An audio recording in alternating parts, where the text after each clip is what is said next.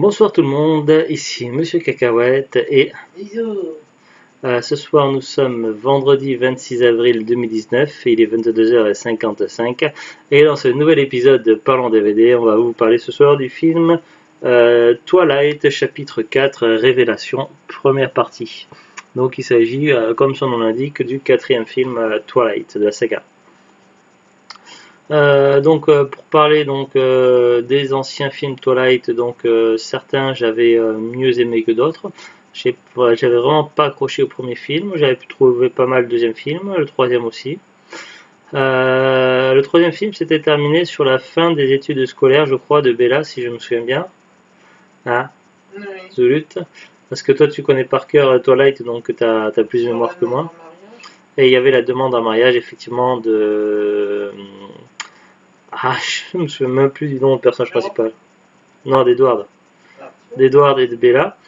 De se terminer plus ou moins comme ça, et donc voilà. Alors on va commencer par lire le synopsis qui est au dos.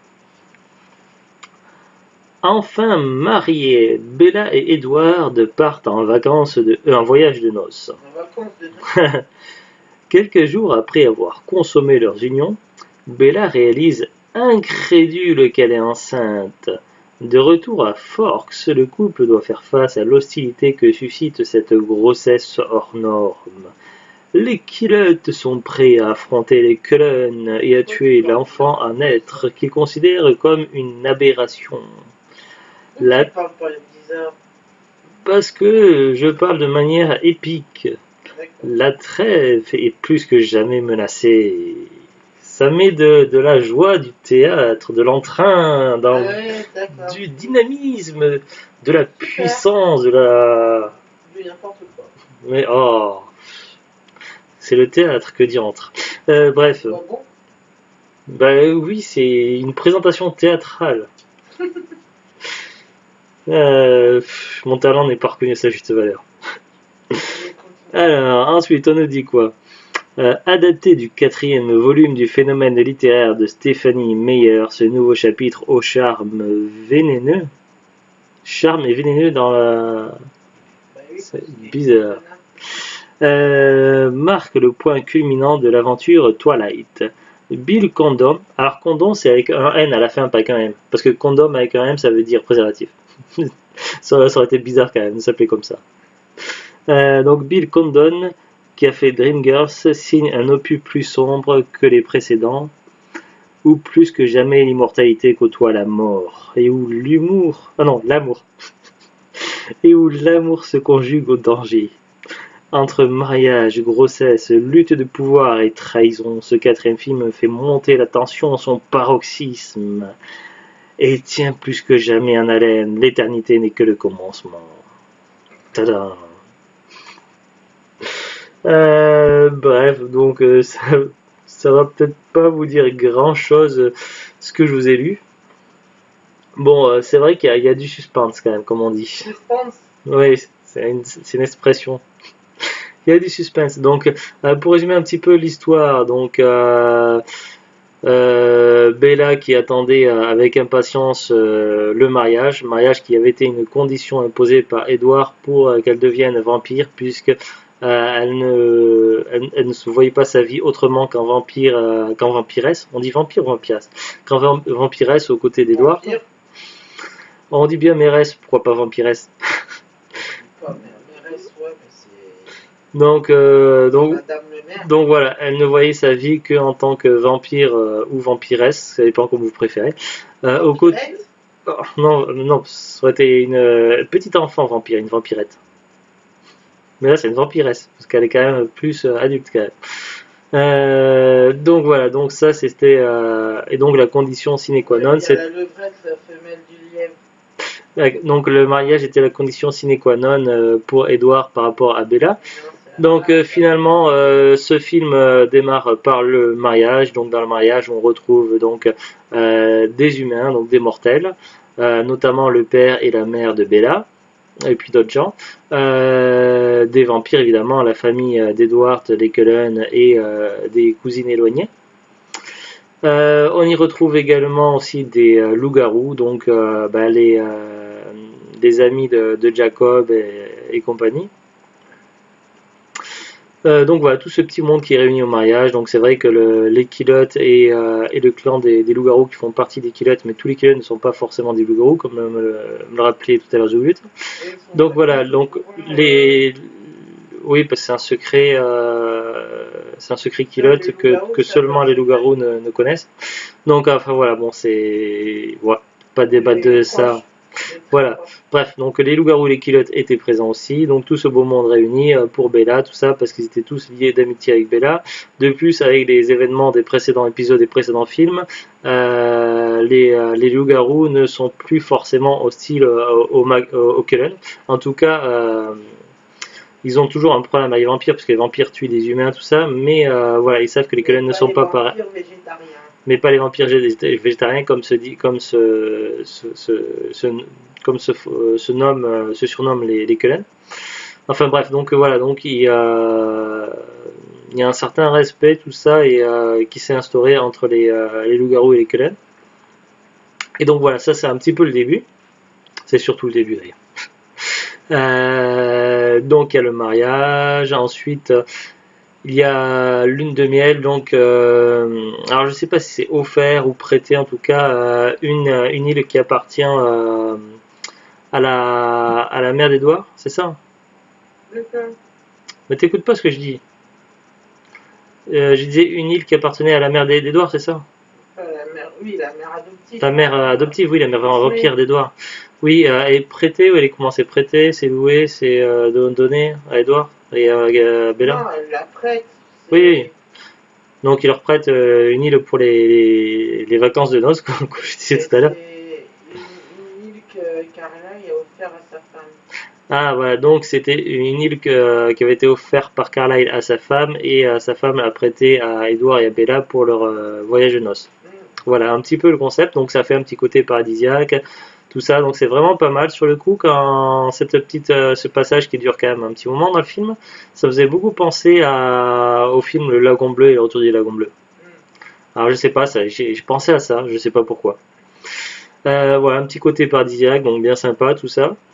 Et puis malheureusement leur retour, donc leur voyage de noces est précipité, puisqu'il y a un phénomène un peu étrange qui se produit, puisque Bella tombe enceinte de Edward, donc déjà au niveau du temps, donc c'est en accéléré, ce qui me fait penser un petit peu à Darla, la copine Angel dans Buffy contre les vampires et dans Angel, parce que dans Buffy elle meurt, mais elle est ressuscitée dans Angel, donc ça c'est compliqué. Et finalement, normalement les vampires peuvent pas avoir d'enfants, mais dans Angel, finalement, Darla arrive à avoir un enfant d'Angel. Et donc un truc qui normalement qui n'est pas possible, un truc vraiment mystique. Et il se retrouve que voilà, donc Bella pour le moment elle est encore à ce stade-là du film encore humaine, donc ils ont eu des relations donc après leur mariage donc sur l'île. Et elle tombe enceinte de Edward qui est un vampire, je le rappelle. Et donc normalement on sait pas trop si c'est possible ou pas, mais c'est un phénomène qui est méconnu des vampires, en tout cas du moins du clan des Cullen. Et du coup ils sont un petit peu dépassés et ils se demandent ce qui va se passer. Surtout que le corps humain donc n'est pas adapté à la naissance d'un bébé vampire, tout ça. Et donc il y a beaucoup de tensions qui se créent par rapport à ça. La vie de Bella risque d'être fortement en danger et risque de mourir avant l'accouchement. Donc les Cullen donc seraient pour non mais je raconte pas tout le film, mais je résume un peu l'histoire. Donc eux ils seraient plutôt partants pour faire en sorte que le problème soit réglé, afin de pouvoir sauver Bella. Le clan des loups-garous n'aime pas trop. Voilà. Le clan des loups-garous n'est pas trop fan non plus, et ils pensent que ça va être un démon, et que ce démon-là va représenter une menace à la fois pour les humains et pour leur clan, et que du coup il va falloir intervenir, quitte à ignorer le traité de paix entre les Cullen et les loups-garous. Donc voilà, donc il va y avoir une grosse tension qui va se créer, tout ça.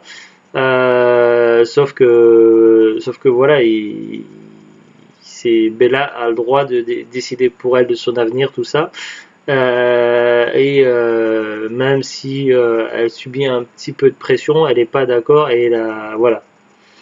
Donc voilà en gros un petit peu de quoi parle ce film-là. Pour ne pas trop spoiler, parce que j'ai dû spoiler un petit peu pour résumer, il va y avoir quand même pas mal de bouleversements au sein de la meute des loups-garous. Et puis du coup, la relation entre Jacob et Edward, qui étaient vraiment ennemis au début de l'histoire, qui pouvaient vraiment pas se voir, leur relation du coup va vraiment grandement s'améliorer en certain sens. Comment ça m'aimerait Ben, si ça va de l'avant et pas de l'arrière, c'est que voilà. Oui, Déjà, ils Edouard. s'aiment quand même pas. Bah oui, mais en même temps, on leur a pas demandé non plus de faire des cochonneries ensemble. Ouais, Oui, mais ils se tolèrent. oui, non, mais à la base, ils se toléraient déjà plus ou moins dans le film précédent, sauf que là, on a quand même Edward qui va demander un service à Jacob, Jacob qui va mieux comprendre le comportement de la famille des Cullen et il va se rendre compte que voilà, qui sont pas ses ennemis, tout ça. Enfin voilà, il va prendre des choses à les côtoyer qui sont pas si mauvais que ça et donc voilà, il va y avoir un rapprochement supplémentaire entre Jacob Lekelen et également par la même occasion Edward. Donc voilà, donc là-dessus on a du progrès quand même. Alors dans ce film-là, donc nous attendez pas à voir de l'action, donc il y a un petit peu d'action, mais pas tant que ça par rapport au précédent film Twilight. Néanmoins, on a quand même, ça bouge un petit peu quand même. On a de la tension, on a de l'histoire qui avance quand même. C'est vrai que c'était le premier film Twilight qui m'avait l'air assez figé dans le temps, assez frustrant. Et là, voilà, ce film-là nous prouve que, voilà, sans mettre de l'action à outrance, on est capable quand même de faire avancer les choses, tout ça. Donc, je l'ai trouvé quand même très intéressant. Voilà, et puis du coup, je suis quand même impatient de voir comment ça va finir, donc parce qu'il y a encore un film après. Alors attention, si vous êtes habitué des films Marvel, il ne faut pas stopper le film avant la fin du générique. J'ai failli louper une séquence à la fin, une séquence post-générique. Tout simplement parce que voilà, je discutais avec The Good et puis à un moment donné je m'apprêtais à appuyer sur stop. D'ailleurs, c'est au moment où j'ai appuyé sur stop que j'ai vu qu'il y avait une nouvelle séquence avec des personnages, tout ça qui parlait, tout ça. Et donc il a fallu que je remette play sur le lecteur DVD. Heureusement, ça a repris aussitôt au même endroit où j'étais. Donc voilà, il y a une séquence post-générique dans ce film Twilight. Dans les précédents, apparemment, d'après The Good, il n'y en a pas, enfin il me semble pas. Voilà, parce qu'on a les autres films Twilight, les précédents, on n'a pas regardé jusqu'au bout, donc on ne sait pas s'il y a une séquence additionnelle post-générique. En tout cas, c'est le cas. Donc, habitué des films récents Marvel, vous avez une séquence à la fin du générique. Voilà, donc bah, j'ai plutôt bien aimé quand même. À la base, je suis pas fan de Twilight, j'avais jamais été attiré par cette saga. D'ailleurs, j'ai toujours même après avoir vu deux fois le premier film Twilight, j'ai toujours du mal sur le premier film Twilight. Le 2 et 3, j'ai trouvé pas mal, mais celui-ci, j'ai trouvé bien sympa, le quatrième. Alors maintenant, passons un petit peu à Internet. Alors le problème avec Wikipédia, c'est qu'ils ont mis le résumé et l'histoire du chapitre 4 avec le 5, ils ont tout mis sur la même page. Alors je vais essayer de vous donner des informations sans ni vous spoiler, ni sans me spoiler non plus du chapitre 5. Ça va pas être évident. Alors déjà, je peux vous dire que le chapitre 4, donc ce film-là, il est sorti en 2011, et le chapitre 5 en 2012. Qu'est-ce que je peux lire sans nous faire spoiler? Alors là, les résumés, je vais passer. Au niveau des acteurs, ça change pas grand-chose. Nomination, donc le film a été nommé, il y a eu des récompenses au MTV Award. Caméo, Stephanie Meyer, l'auteur de la saga Twilight, fait une brève apparition dans la première partie, au bord de l'allée au moment où Bella et Edward se marient. Elle se trouve dans le rang du fond sur la gauche. Elle avait aussi fait une petite apparition dans le premier volet de la saga, assise au comptoir du restaurant où Bella et Charlie ont l'habitude de dîner.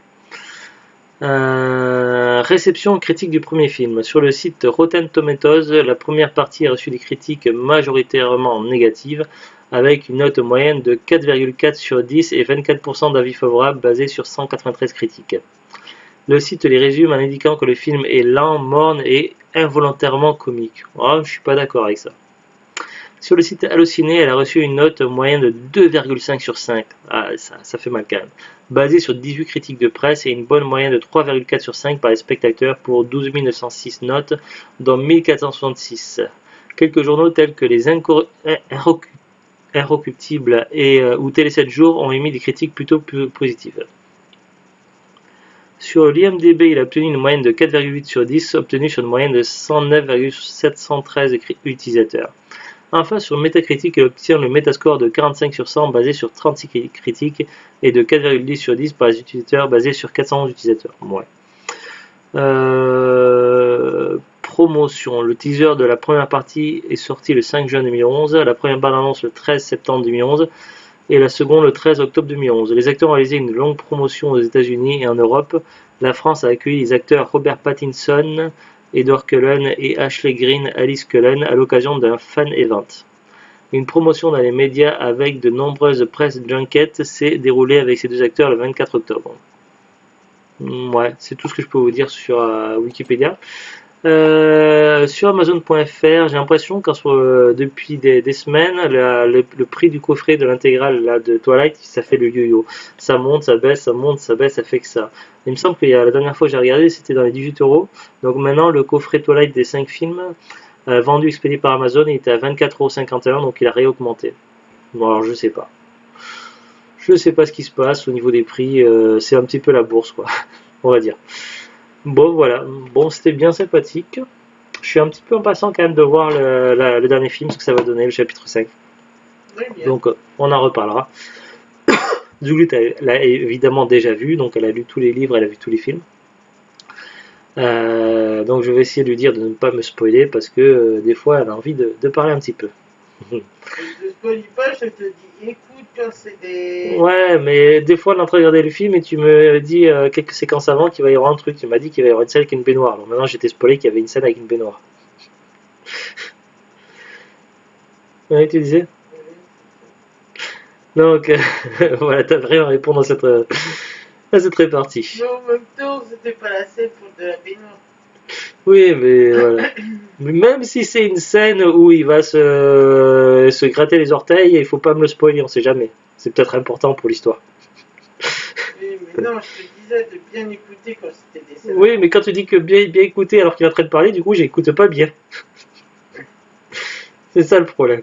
Comme l'histoire où Jacob il prend la tangente sur le mal alpha. Ah oui, mais voilà, là, je l'avais pas dit au résumé, là, t'as spoilé aux gens qui écoutent. Maintenant, ils savent que Jacob, il va faire un truc. Donc, voilà. Au fait, Jacob, il sait faire un bon café. Et aussi, il a une échelle. Non, ça, c'est des blagues à la con, ça n'a rien à voir. Allez, à très bientôt. Au revoir.